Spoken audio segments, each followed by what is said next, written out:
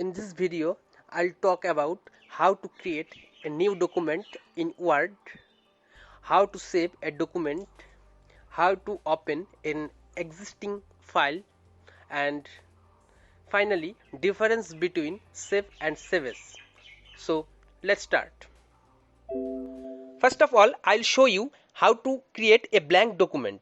To create a new document, I'm opening Microsoft Word. Okay?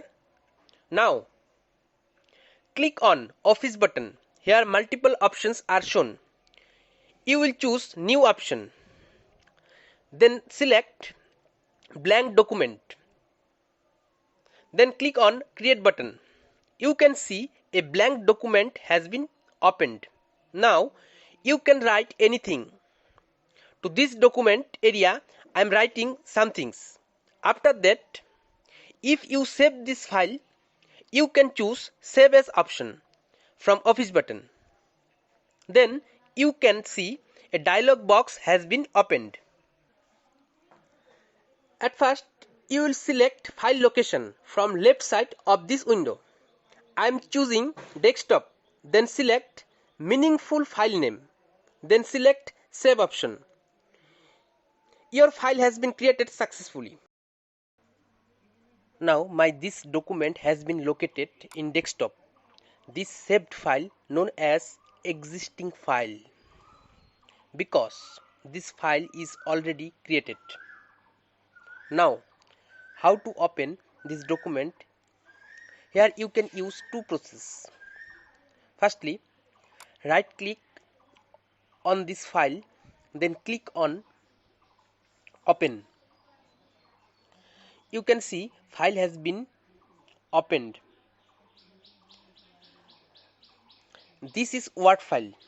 So another way, go to MS Word, click on Office button, then click open.